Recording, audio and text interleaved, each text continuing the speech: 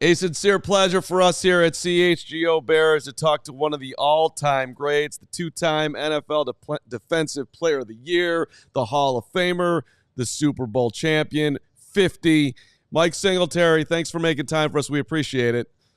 Thank you, guys. So we're talking today in Dallas, and I just want to go back to when you beat the Cowboys 44-0, if we can, just for a second, because that was one of my favorite days as an 11-year-old. Like, the Cowboys were it; they were the thing, and then you guys went in there, and they didn't even belong on the same field with you. I see a smile on your face thinking about that one. Well, it was just our time. You know, it's as simple as that. There are teams that they have years, and you know it's their year, and that was our year. Well, it was an unbelievable year, and it was an unbelievable time, and I know you've talked about it a ton, but we've been tasked, Mike, with doing the top 10 Bears games of all time, and so Super Bowl 20's got to be number one. But I'm wondering, for you, thinking back to your lengthy career in Chicago, is there any one game that stands out the most where you look back and just think about it every now and then? Probably the game that I think about from time to time, the most unlikely game is the '84 Bears. Our last game in the final game of the season. Sorry about that. The final game of the season, we're playing San Francisco. I'm trying to adjust my phone here. I'm sorry. The final game of the season, when we were in San Francisco and we were losing, I think 24-0, and that's the NFC Championship game, and it was a very painful game, but in many ways, it was the birth of the Bears. I remember standing on the stands, standing on the benches, yelling to the fans, crying at the end of the game. We'll be back next year. You guys better be ready. We'll be back next year. And when I got on the plane, everybody was saying the same thing. We'll be back. Next year is our year. And we really started with the mindset right after that game. We went through the off season focused on one thing, and that was the Super Bowl. And that's all we talked about. And so the start of that year in '85, it was on. I was at gate week 1 against Tampa, 38-28, sitting in the family section with my dad. We brought sandwiches, Mike. We wouldn't pay the Soldier Field prices for that game, for the record. $2 of a hot dog was too much for Papa Fred. But taking myself out of it, you gave a speech before the NFC Championship game against the Rams that got everybody fired up, that obviously you were on an emotional tilt at the moment. Is that right? Absolutely.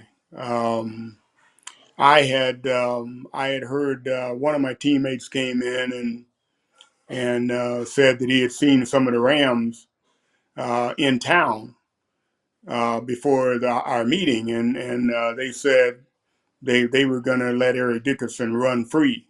He was going to run through our defense, and I didn't really think too highly of that, and I just got up and started talking about some things that I thought we'd do the next day with the correct mindset in that game, and to make sure that we carried it through.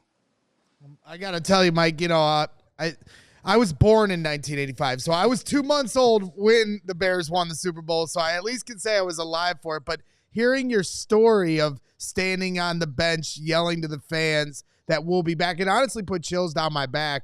Because what I appreciate about you, and I've grown to get to know Doug Plank over the years, and the passion that you guys have for this franchise when you played, and even still to this day, that resonates with me and how much this team means to me just as a fan and all of us.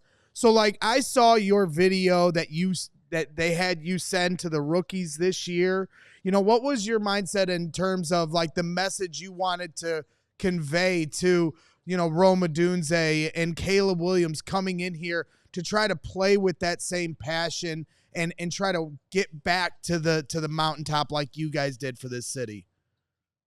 I really want to be honest, without being disrespectful to all the Bears that stood for up to this time. But the '85 Bears. I love the '85 Bears, but that's gone. It's great. It's a great memory and everything else. But for all the guys that are there now, it is not trying to live up to something. It is trying to live out a dream that you have. The Bears this year can start something new. They can start their own dynasty. They can begin to, whenever they decide, sometime this off season, that everything up to this time, you know what? We are going to go out there and we're going to make something different happen. We're going to rewrite the annals. We're going to do things differently. We're going to make everybody remember this season. And really, that's what it's all about. It's not about trying to live up to, the Buckers and Singletary and Peyton and Erlach. Oh, it's not about that. It is about who are we today? Who are we today? And where are we going from here? Let's go. That to me is really what the guys should be thinking about today. What is our legacy? Well, I mean, what did you think about them? What they are today, and this defense last year starting to ascend. They brought in Montez Sweat, and the defense really started to play football at the end of last year, led by Tremaine Edmonds and TJ Edwards at the linebacker position. Do you see an ascending defense here in Chicago that can continue to turn the ball over the way they did at the end of last year? I think the first couple of games this year will tell you everything you need to know about the Bears. The first couple of games.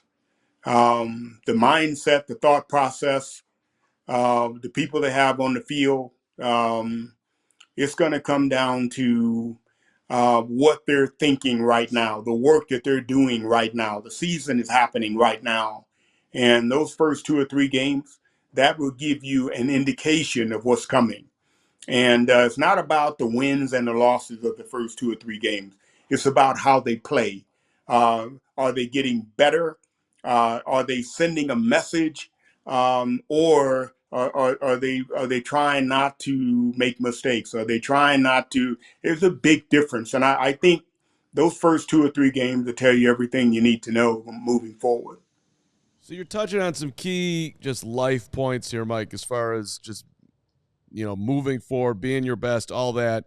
Where would you say that you learned to have accountability to yourself every day that I'm sure everyone needs someone pushing them to a point, but ultimately it's up to you. Like, I don't know, your dad was a preacher. I'm not sure exactly when you learned this skill set that you needed to get to the level that you got to, but how would you underline that?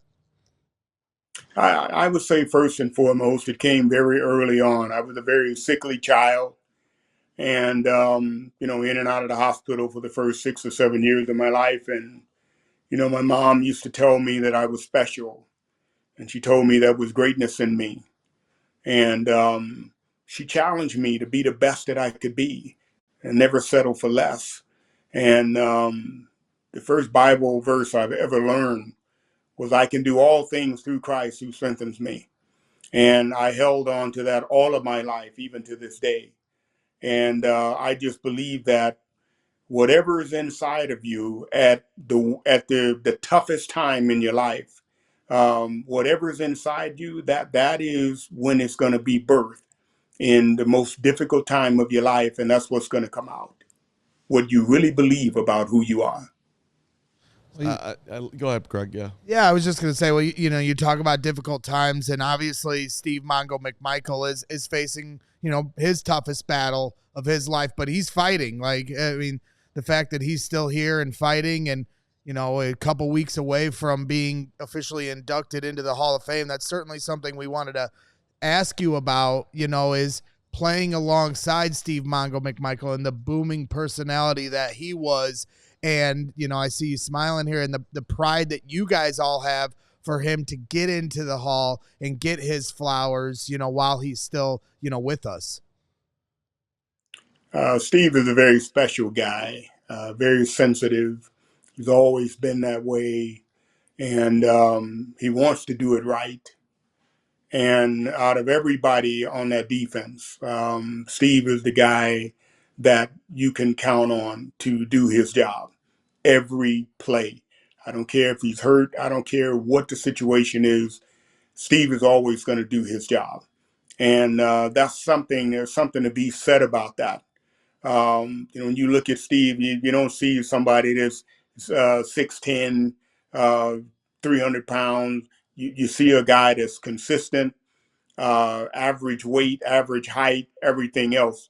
But when he plays, excellence was the thing that he stood for in terms of his responsibility and being accountable as a teammate to do his job. I was going to try to put you in an impossible position here, Mike, and I guess I will. If you had to pick one guy on that defense that you wouldn't have wanted to play without when you were there, and Hall of Famer Hampton, Hall of Famer Mongo, Hall of Famer Dent. You had phenomenal linebackers at Otis and Wilbur next to you. It's an impossible choice, but who would you name?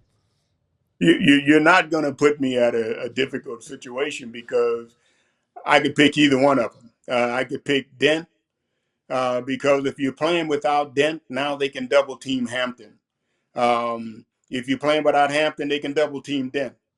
And if you don't have Steve, you may have some holes in that defense up front immediately that you don't want to have. So every one of those guys, when you miss one of those guys, the other guy is gonna have a long day. But at the end of the day, Hampton was always the guy because he was so big and he was so crazy and he was he was so versatile, could play defensive end, defensive tackle. That would be the guy you hate to go into a game without. So I wonder if you'll confirm this story, and I have this at a pretty good source. But you guys are up in Green Bay, and I'm not sure if you beat the Packers or lost to the Packers. Most likely you beat them, but this was maybe a little bit later in your career, 88, 89, somewhere in there. And I believe Mongo and Hamp left the locker room and went out in the parking lot and were hanging out with Packers fans, drinking a couple of their beers before the bus ride back to Chicago. And I believe the bus started rumbling, and they come running up to get on the bus, and they're waving. And Ditka told the bus driver to leave and gave him the one-finger salute on the way out the door of Lambeau. I'm assuming you were on that bus and perhaps recall this. I see you smiling. Can you confirm that story? You know what? I can say that it sounds true, but I'm not sure if it is true. I don't remember that, but it sounds true. Okay. Every one of those characters, it could have happened. It could have happened. Mike just had his head down in the bus. Like I got the ride. I got the ride. So if you had to pick one moment with Steve Mongo McMichael, whether it was in the huddle or at the line of scrimmage or even in the locker room or out, on the golf course or whatever, if you had to pick one moment in your time with Steve Mongo McMichael, what's the one that you always go to and think about? 1989. Easily, because I was one of my worst seasons. Bears defense was getting run all over, and we were losing a lot. 89 was a tough year. And I remember after one game, Steve came over and sat by me and said, "Mike, we're not very good, but we're just going to keep on hammering.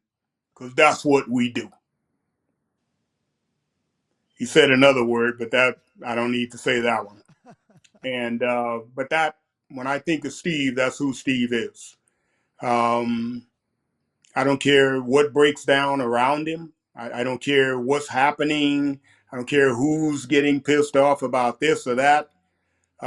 Steve is going to do his job. He's going to rise above the circumstances, and he's going to find a way to get it done. I could talk 85 and the 80s, your entire career for about 17 hours. But let me just, you've done a ton of coaching too, Mike. NFL, college, high school, the whole thing. And the youth of today, at least in my mind, gets a bad rap. Like, oh, they're not as tough as they were back in the day. And yet I see like these kids are asked to being specialized, younger, and more coaching and more intensity. The parents are as crazy as ever. Like, what do you see as far as the kids that you get to coach today, as far as their work ethic and their want, and maybe what's the high end, and I don't know what's the low end that you also see? There are a lot of special kids out there, and there are a number of kids. They really want to be better. They really want help. They really want to be loved and be guided, but they need to find something to trust, somebody to trust in. And many of them don't have a foundation, and that foundation for me is God. And if I don't have a North Star to point to when all hell's breaking loose in my life, it's very difficult to get on the right path. And I think a lot of kids are looking for that compass. They're looking for it in all the wrong places. And but there are a lot of wonderful, amazing young people out there today. They just need to find that North Star for themselves. Plant that flag. Yep, I definitely think that's well said. When my final question to you before we let you go, I've seen interviews you've done here over the past few months in the offseason. I know you were a big proponent of Justin Fields, and a lot of us were here in Chicago as the leader he was to this team. You saw the way the players rallied around him. Now Caleb Williams enters that huddle as the quarterback, transitioning to try to become the leader at some point in his career. What advice would you give to him to become the leader and the face of this franchise here in Chicago? Well, the first thing is the best advice that I could give to Caleb Williams is don't believe the hype. Don't believe the hype. That's number one. There are people that are around you today, people that are loving you today, and tomorrow they're going to say you're the worst pick the Bears ever made. So remember that because it's true. Don't believe the hype. Number two, work your tail off. If if you're not married, get married to that film. Watch that film. Work your butt off. You're gonna need everything that you can possibly learn. Call quarterbacks. Talk to quarterbacks. Go visit them. Talk to them about how they became great. Guys like Joe Montana, Dan Marino. Go find them. Doug Williams. Go find them. Sit down and talk to them about the quarterback position. Thirdly, close your mouth. Just take it because it's coming. Oh, he's awful. This guy, he won't be ready for another 5 years. This guy's the worst pick to bear. It's coming.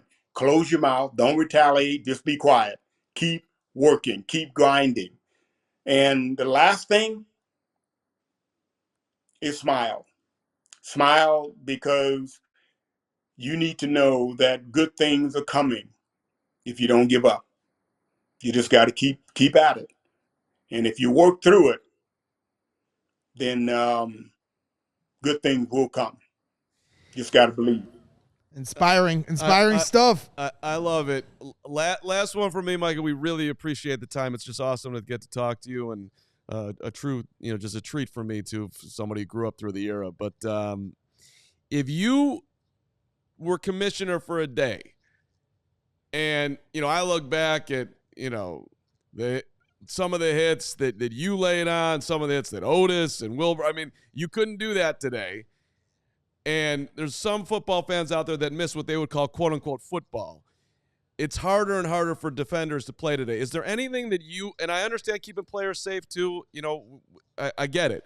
So is there anything that you would change with the way players are allowed to play today if you were the commissioner for a day? I got to take it back to the ground floor. if I were commissioner for a day,